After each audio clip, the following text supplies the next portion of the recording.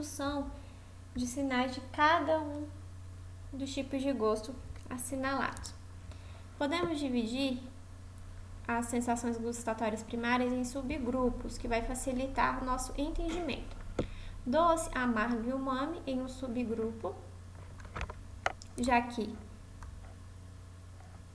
estará presente receptores de membrana no mecanismo de codificação desse tipo de gosto, que são os TRs. TRs é uma expressão que vem do inglês, que poderia ser traduzido como algo semelhante a receptor de sabor. Mas o mais importante é gravar que esses receptores fazem parte de uma superfamília de receptores acoplados à proteína G. Por sua vez, salgado e azedo possuem para interpretar esses sabores, existem receptores canais iônicos especializados. Independente de um tipo de subgrupo ou de outro, o mecanismo em comum de transdução será parecido, ou seja, haverá uma despolarização da célula gustatória, o que significa deixar o interior da célula mais positivo. Essa despolarização ocorrerá e ocasionará uma alteração do potencial elétrico da célula gustatória, o que nós chamamos de potencial receptor de célula gustatória, e essa alteração do potencial desencadeará a liberação de mediadores. Esses mediadores seriam ATP, serotonina, glutamato, acetilcolina. Nós não sabemos ao certo qual seria o predominante, então restam apenas hipóteses.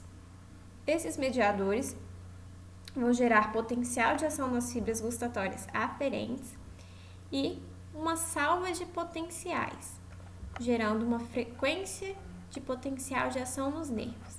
Essa frequência de potencial de ação nos nervos depende da concentração do gustante. Quanto maior a concentração do gustante, maior a frequência de potencial de ação dos nervos. Esse potencial segue por vias neurais e será posteriormente interpretado. Aqui vemos os receptores. Observe esse subgrupo, azedo e salgado. O receptor é igual. Já para amargo, doce e umami, se encontram os receptores de membrana. Veja, se esses receptores são tão parecidos e são capazes de proporcionar o influxo de íons, inclusive dos mesmos íons, o que diferencia o salgado do azedo?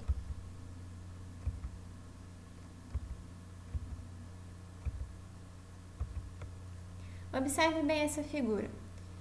Existe uma diferença muito importante nessa figura. Veja, o receptor o mesmo, os íons também, ocorre uma despolarização, mas a diferença básica entre salgado e azedo está aqui, neste canal de potássio. No mecanismo de azedo, ocorre o fechamento desse canal de potássio, ocasionando uma despolarização numa proporção maior em relação ao salgado. Então, tanto o salgado quanto o azedo despolarizam, mas de acordo com o fechamento deste canal de potássio, a despolarização no azedo é maior. Isso diferencia a percepção dos dois tipos de gosto. No geral, os mecanismos seguintes, os passos seguintes são muito semelhantes, com entrada de cálcio na célula, liberação de mediadores químicos e a geração de um potencial de ação. Por sua vez, doce, amargo e umami ocorrem pelos receptores de membrana. Observe aqui a representação para estímulos doces. Que tipos de estímulos podem ser? Na verdade, vai muito além do açúcar. Todas essas substâncias aqui descritas são estímulos que podem ocasionar a sensação de doce. O que elas têm em comum é que a maioria é orgânica. Esses estímulos estarão aqui, entrarão em contato com receptores T1, R2, mas T1R3. Esses receptores têm que estar em conjunto.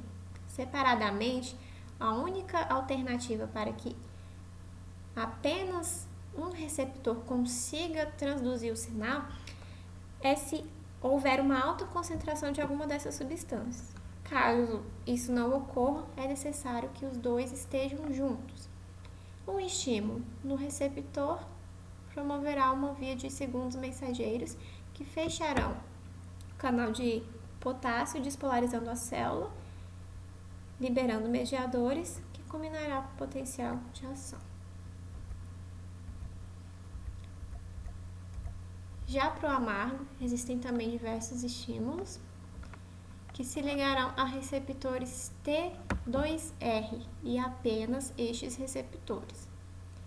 Uma observação, uma célula que expressa T2R, ela não expressa T1R. Da mesma forma, o gustante amargo chegará aqui, encontrará um receptor T2R, estimulará, provocará uma via de segundos mensageiros com liberação de cálcio e de mediadores químicos que vão gerar um potencial de ação. Nessa bibliografia utilizada, que foi os 100 bilhões de neurônios, o autor não considera que haja despolarização. Então, o sabor amargo seria desencadeado por um mecanismo no qual não ocorre despolarização da célula. O umami seria desencadeado por estímulos de L-glutamato, mais especificamente glutamato monossódico, que entraria em contato com esses receptores T1R1 mais T1R3 em conjunto também, desencadeando a via segundo os mensageiros já mencionados.